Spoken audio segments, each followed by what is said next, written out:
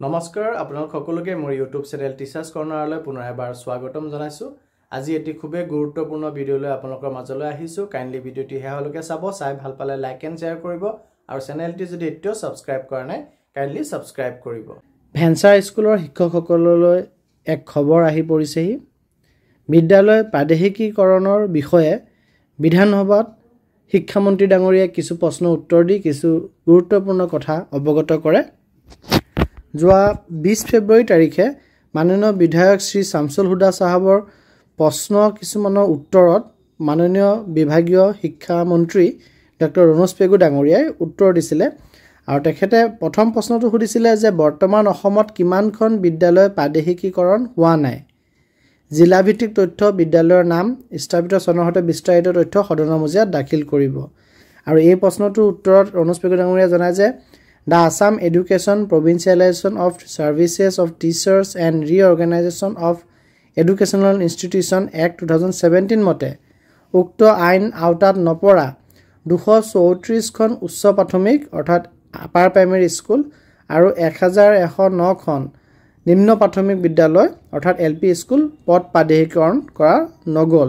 অৰ্থাৎ সমগ্ৰ অসমত 1109খন LP স্কুল আৰু 234খন ME স্কুল প্ৰাদেশিকৰণ নোহোৱাকৈ ৰৈ গৈছে বুলি তথ্যত উল্লেখ কৰিছে।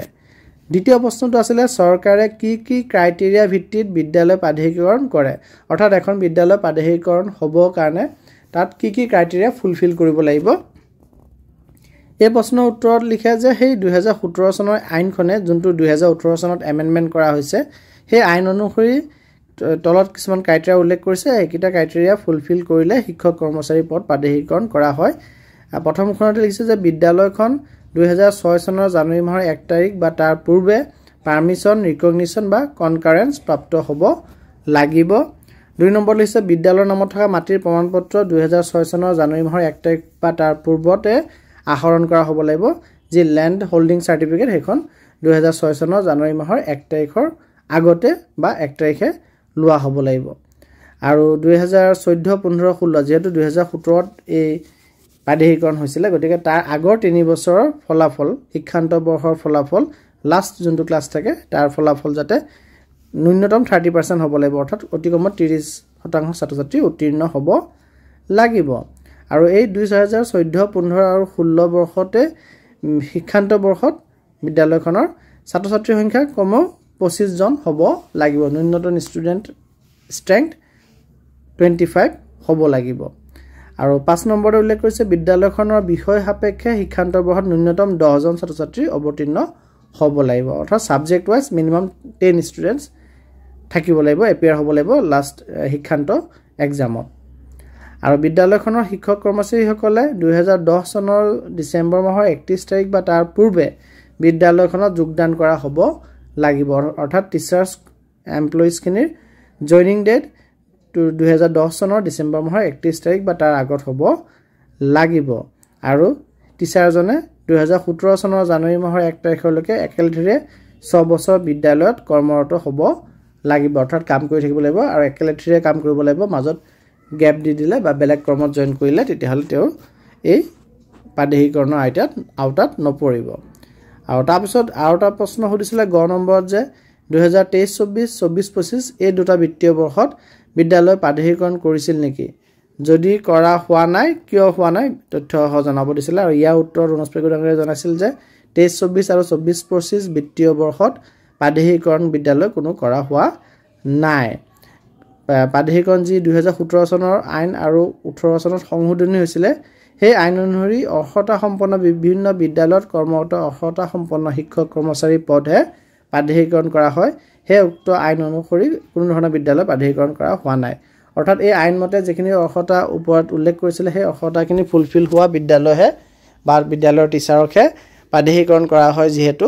আৰু সেই ফুলফিল হৈ থকা বিদ্যালয় এতিয়া মানে অসমত যিহেতু নাই বা তেনে কণ্ডিশ্যন ফুলফিল কৰিব পৰা বিদ্যালয়ৰ পৰা আবেদন পোৱা নাই গতিকে আৰু সেই 17 চনৰ প্ৰভিঞ্চিয়েলাইজেশ্যনৰ আইনখনৰ আওতাত যিখিনি প্ৰভিঞ্চিয়েলাইজ 21 চনলৈকে হৈছিলে সেইখিনিয়ে কৰা হ'ল। আৰু তাৰ পাছত আৰু 23-24 আৰু 24-25 বৰ্ষত কোনো প্ৰভিঞ্চিয়েলাইজেশ্যন কৰা হোৱা নাই।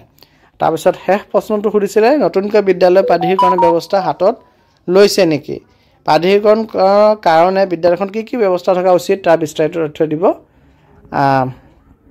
এই প্ৰশ্নৰ উত্তৰত কৈছিলে যে নতুনকৈ বিদ্যালয় পদ প্ৰাধিকৰণৰ কোনো ব্যৱস্থা লোৱা নাই অৰ্থাৎ 20 ফেব্ৰুৱাৰীলৈকে বিদ্যালয় প্ৰাধিকৰণৰ কোনো চিন্তা চৰ্চা নতুনকৈ বিদ্যালয় প্ৰাধিকৰণৰ কোনো চিন্তা চৰ্চা চৰকাৰে চলোৱা নাই দা আসাম এডুকেশ্যন যি 2017 এক্ট আছে পদ প্ৰাধিকৰণৰ আইন পৰিস্থিতিগত সংলগ্ন কৰা হ'ল সেই আইনত যিখিনি কথা উল্লেখ আছে প্ৰাধিকৰণৰ কাৰণে কি লাগিব এই কথাখিনি যেটো সুধিছিলে কি ব্যৱস্থা থকা উচিত গতিকে সেইখিনি ইয়াতে এড কৰি দিছে বুলি কৈছে যাতে সেইখিনি কৰবা চাব হলে চাই ল'ব পাৰে আমাৰ শিক্ষকসকলে এই কথাখিনি জানেই কিন্তু 20 ফেব্ৰুৱাৰীলৈকে ডাঙৰ খবৰটো এটোই হ'ল যে বৰ্তমান নতুনকৈ বিদ্যালয়ৰ পদ প্ৰাধিকৰণৰ কোনো ব্যৱস্থা লোৱা নাই অসম চৰকাৰে যদিও এই কথাখিনি স্পষ্টভাৱে জনাইছে প্ৰশ্নৰ উত্তৰত তথাপিও কিন্তু আমি আশাবাদী যেহেতু এটি সাব কমিটি গঠন কৰি দিয়া হৈছে বিদ্যালয় প্ৰাধিকৰণৰ